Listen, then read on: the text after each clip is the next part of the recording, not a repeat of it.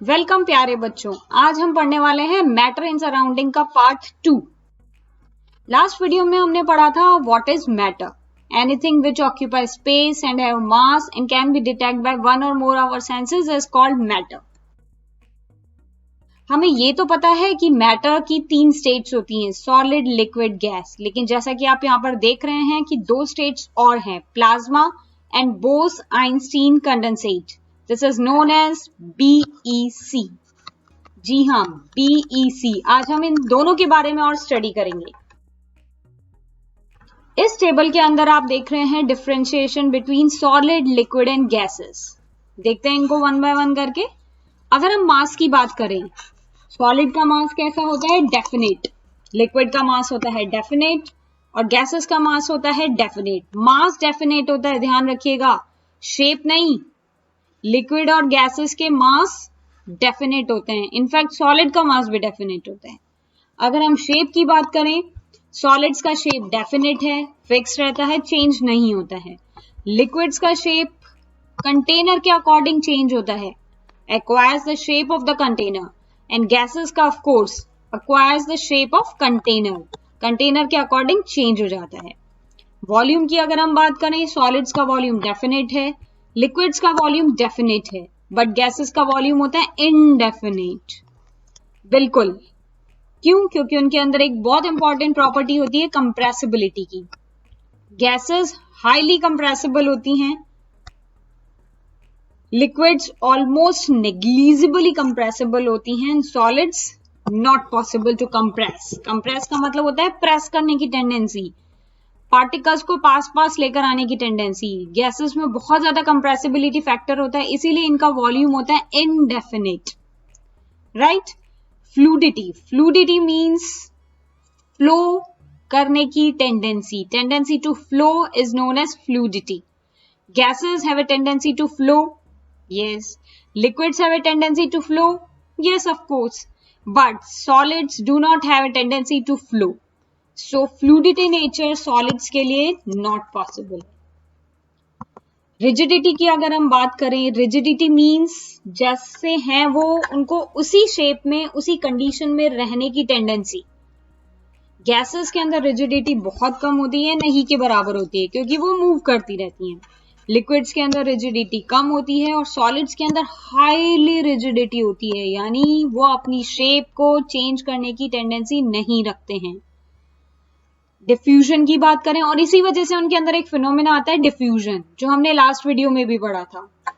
Diffusion means to flow from one point to another, to flow from higher concentration to lower concentration. Solids flow नहीं करते हैं, हमें पता है। Liquids में फ्लो करने की टेंडेंसी होती है, हाँ, और गैसेस के अंदर बहुत ज्यादा फ्लो करने की टेंडेंसी होती है, राइट। नेक्स्ट पॉइंट की अगर हम बात करें तो स्पेस बिटवीन पार्टिकल्स। सॉलिड्स के अंदर क्लोजली पैकिंग होती है, यानी पार्टिकल्स बहुत ज्यादा पास पास में अरेंज्ड होते हैं। लिक्विड्स के अंदर टेंडेंसी थोड़ा सा कम होती है इन कंपैरिजन टू सॉलिड्स, यानी लेस क्लोजली पैक्ड। जबकि गैसेस के अंदर पैकिंग की अगर हम बात करें तो पार्टिकल्स के बीच में जो पैकिंग एफिशिएंसी होती है वो बहुत कम होती है, क्योंकि पार्टिकल्स एक दूसरे से बहुत ज्यादा दूर दूर रहते हैं। यही बात किस पर फॉलो होती है? इंटर पार्टिकल फोर्स पर। सॉलिड्स के अंदर स्ट्रॉन्गेस्ट इंटर पार्टिकल फोर्स होता है, इसी वजह से उनके बीच में स्पेस बहुत कम होती है। लिक्विड्स की अगर हम बात करें तो slightly weaker then in solids. क्या चीज? Inter particle force. गैसेस के अंदर नेग्लिजिबल इंटर पार्टिकल फोर्स होता है, इसी वजह से उनकी डिफ्यूजन टेंडेंसी बहुत ज्यादा होती है, राइट। एक्सपेंशन ऑन हीटिंग, अगर हम इनको गर्म करें तो क्या वो एक्सपैंड हो जाएंगे? सोच कर देखिए एक बार। सॉलिड्स के अंदर एक्सपेंशन की टेंडेंसी बहुत कम होती है, लिक्विड्स के अंदर सॉलिड से ज्यादा होती है, और गैसेस के अंदर हाईली एक्सपेंशन की टेंडेंसी होती है, बहुत ज्यादा एक्सपैंड हो जाते हैं वो। अगर हम मोशन की बात करें, सॉलिड्स के अंदर होता है ऑसिलेटरी मोशन, लिक्विड्स में होता है ट्रांसलेटरी मोशन, एंड गैसेस के अंदर होता है ट्रांसलेटरी मोशन। इसको बहुत ज्यादा डिटेल में हम फिजिक्स वाले पोर्शन में पढ़ेंगे, राइट। लास्ट पॉइंट है हमारा kinetic energy of particles. Solids के अंदर लीस्ट होती है काइनेटिक एनर्जी, लिक्विड्स के अंदर लार्ज होती है, और गैसेस के अंदर ऑफ कोर्स बहुत ज्यादा लार्ज होती है काइनेटिक एनर्जी पार्टिकल्स की। उसी वजह से वो मूव कर सकते हैं, उसे हम बोलते हैं डिफ्यूजन। उसी वजह से उनका वॉल्यूम फिक्स नहीं है, उसी वजह से उनके बीच में इंटर पार्टिकल फोर्स बहुत कम होता है। तो ये कुछ बेसिक डिफरेंसेस हैं सॉलिड, लिक्विड और गैसेस के बीच में। अब हम जो एक नई स्टेट की बात करना चाहते हैं वो होती है प्लाज्मा। क्या होती है plasma state? Plasma is considered as fourth state of matter despite solid, liquid, gases. Yes, 3 states तो हमको पता ही है, सॉलिड, लिक्विड, गैसेस। ये कौन सी स्टेट होती है? Fourth state of matter. It is a fundamental state of matter. ठीक है, technically it is an ionised gas. Plasma का अगर हम बात करें तो वो होती है ionised gas, consisting of positive ions and free electrons in same amount। तो ओवरऑल इनका चार्ज कैसा होता है? न्यूट्रल। अगर हम ऐसा सोचें कि सिर्फ पॉजिटिव पार्ट होगा तो गैसेस कैसी होंगी? पॉजिटिव। अगर हम सिर्फ सोचें, इमेजिन करें कि इलेक्ट्रॉन्स होंगे तो फिर गैस कैसा हो जाएगा? Negatively charge. लेकिन प्लाज्मा स्टेट आयनाइज्ड होती है, आयंस होते हैं उसके अंदर, लेकिन वो जो आयंस होते हैं वो सेम प्रोपोर्शन में होते हैं। मतलब जितने पॉजिटिव चार्ज होगा उतना ही नेगेटिव चार्ज होगा because of electrons. That's why electrically it is neutral.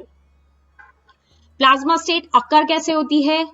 Eight low pressures and at very high temperature. याद रखिएगा, अगर हम गैसेस के पार्टिकल्स को बहुत ज्यादा टेम्परेचर प्रोवाइड करें यानी हीट करें तो गैसेस के पार्टिकल्स क्या होते हैं?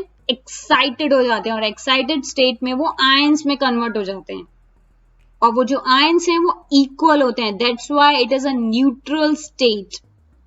ये लो प्रेशर्स पर भी दिखाई देती है, जैसा कि अपर एटमॉस्फेयर और फ्लोरेसेंट लैंप्स के अंदर होता है, and in stars and nuclear reactors के अंदर।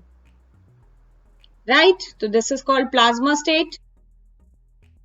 ये देखिए कुछ इंटर कन्वर्जन है, ये सॉलिड, लिक्विड, गैस और प्लाज्मा का। नीचे दिखाई दे रहे हैं एनर्जी और टेम्परेचर। अगर हम सॉलिड को एनर्जी देंगे यानी हीट करेंगे तो सॉलिड के पार्टिकल्स किस में कन्वर्ट हो जाएंगे? लिक्विड के अंदर। अगर हम इनको और ज्यादा एनर्जी देंगे तो लिक्विड किस में कन्वर्ट हो जाएगा? गैसेस के अंदर। अगर हम गैसेस को और ज्यादा एनर्जी देंगे तो किस में कन्वर्ट हो जाएंगी? वो प्लाज्मा स्टेट के अंदर। देखिए, सॉलिड टू लिक्विड 1 एरो यानी थोड़ी सी energy, liquid to gases 2 arrow यानी थोड़ी ज्यादा एनर्जी, और यहाँ पर 3 एरोस शो किए गए हैं। इसका मतलब बहुत ज्यादा हाई टेम्परेचर, बहुत ज्यादा हाई एनर्जी। देखिए स्टार वाला चीज पिक्चर में दिखाया गया है, एक्साइटेड स्टेट है, ये मॉलिक्यूलर फॉर्म है, लेकिन ये ब्रेक हो जाता है, देखिए नेगेटिव, पॉजिटिव, ग्रीन और ब्लू यानी आयनिक फॉर्म में। जितने पॉजिटिव चार्ज होंगे उतने ही नेगेटिव चार्ज होंगे। That's why it's electrically neutral. ये याद रखने की कोशिश करिएगा।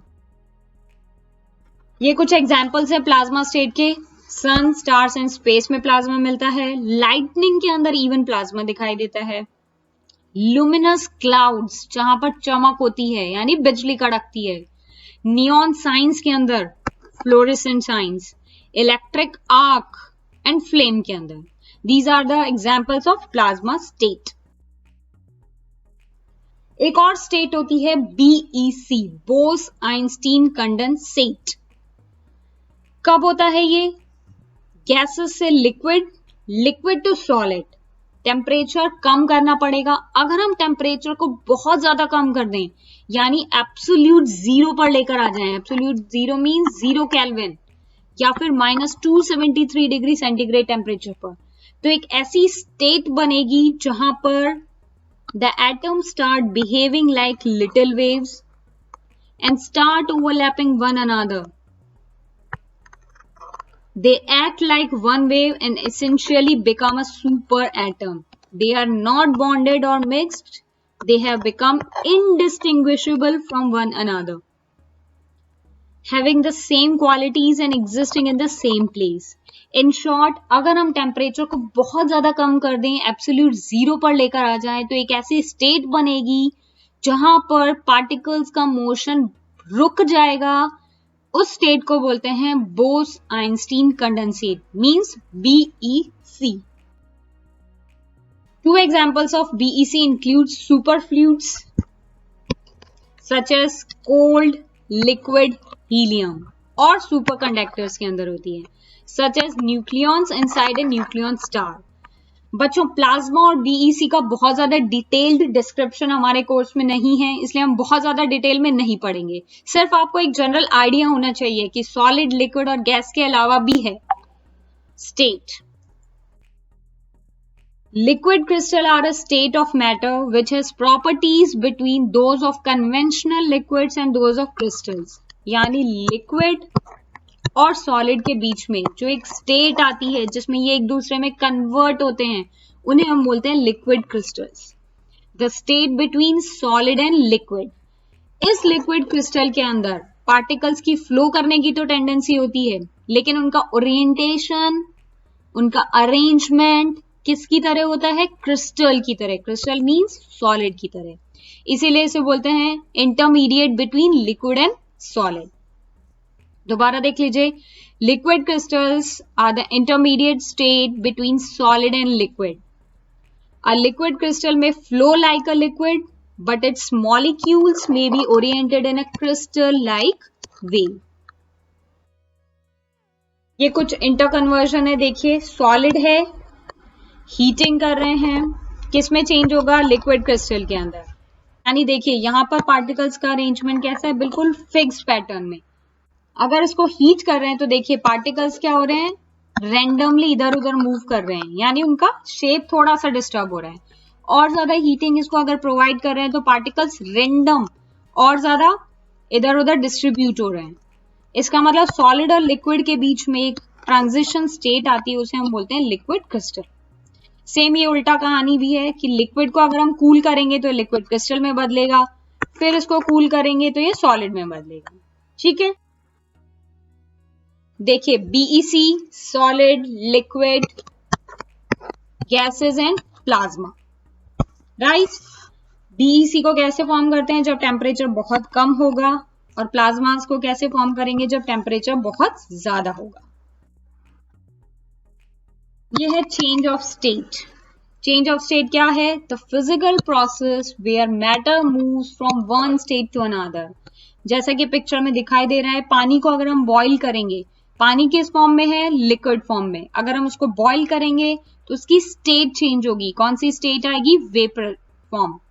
राइट, तो इसका मतलब लिक्विड से वेपर में जो चेंज हो रहा है उसे बोलते हैं change of state. It's a physical process, please note down, it's a physical process, not chemical change. Examples of such changes are, आपको पता ही है सबको, melting, evaporation, boiling, condensation, freezing, crystallization and sublimation. Picture में भी आपको कुछ कुछ phenomena दिखाई दे रहे हैं, देखिए इन्हें। ये कुछ इंटर कन्वर्जन है, देखिए लिक्विड टू सॉलिड फ्रीजिंग है, लिक्विड से सॉलिड में चेंज होना freezing. Solid to liquid is melting. Solid to gas, sublimation. Gas to solid, deposition. Liquid to gas, boiling. And gas to liquid, condensation. Melting, the substance changes back from the solid to the liquid. Condensation, the substance changes from a gas to a liquid.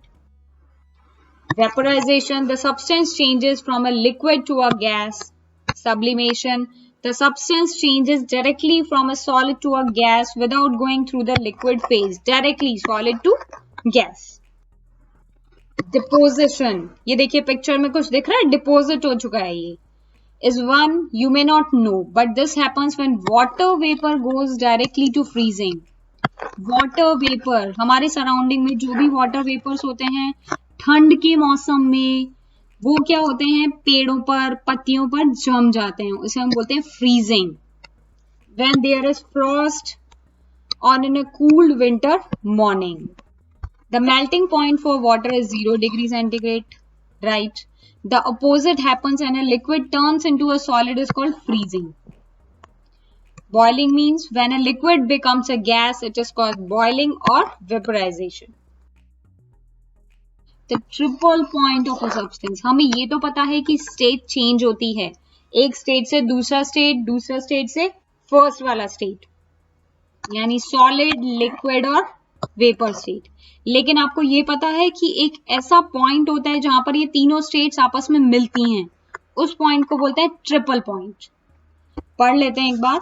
The triple point of a substance is the temperature and pressure at which the three phases of that substance coexist in thermodynamic equilibrium.